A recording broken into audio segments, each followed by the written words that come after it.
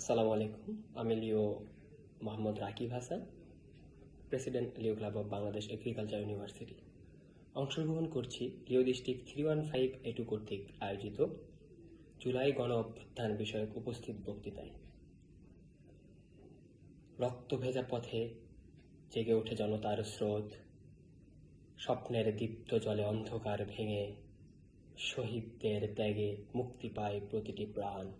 জুলাই গণ অভ্যুত্থান গড়ে দেয় স্বাধীনতার সোপান। ইতিহাসের এমনই কিছু ঘটনা যা কেবলই কোনো রাজনৈতিক ঘটনা নয়, এটি একটি জাতির আত্মার আর্তনাদ। জুলাই গণ অভ্যুত্থান তারই প্রতীক। এটি ছিল একটি জাতির গণতন্ত্রের জন্য প্রাণ উৎসর্গ করার প্রাঙ্গণ। সেদিন রাজপথে রক্ত ও রৌদ্র যেন দাবালনের মতো দাউ দাউ করে জ্বলছিল, আর আমি নিজেকে আবিষ্কার করেছিলাম একদল মানুষের ভিড়ে, যারা কিনা স্বপ্ন দেখে, বিশ্বাস করে ও লড়াই করে। সেদিন সেই ভিড়ে দাঁড়িয়ে আমি ভাবছিলাম, এটি কেবলই একটি লড়াই, নাকি এটি আমাদের সেই ইতিহাস যা এনে দেবে আমাদের মুক্তির পথ, দেখাবে আমাদের স্বাধীনতা। অন্যদিকে আমার বোন ইশরাতের ভাঙা চশমার কাছে ভেসে উঠেছে স্বাধীনতার স্বপ্ন। রংপুরে হাত উঁচু করে দিয়ে মাতৃভূমির জন্য জীবন বিলিয়ে দিয়েছে আবু সাইদ।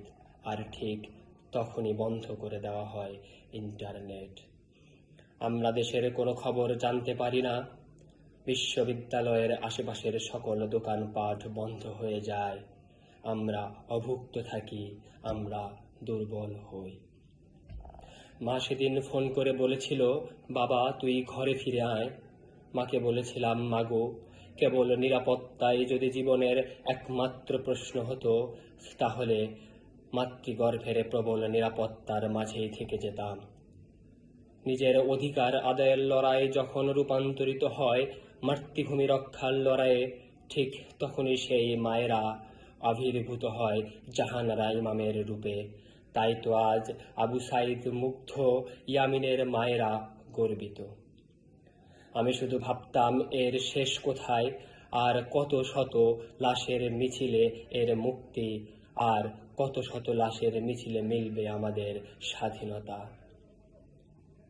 সেই সময়টি ছিল ভয়ের, আতঙ্কের ও আর্তনাদের। চারিদিকে শুধু স্লোগান, বুলেট, রক্ত, লাশ, আর অন্যদিকে ছিল মুক্তিগামী, স্বাধীনতাকামী এক জনস্রোত। ছাত্রাবাস বস্তি উজাড় করে, রিকুয়েললেস ও মেশিন গানের খই ফুটিয়ে, আমাদেরকে রক্তগঙ্গায় ভাসিয়ে শেষমেশ হে স্বাধীনতা তুমি এসেছিলে।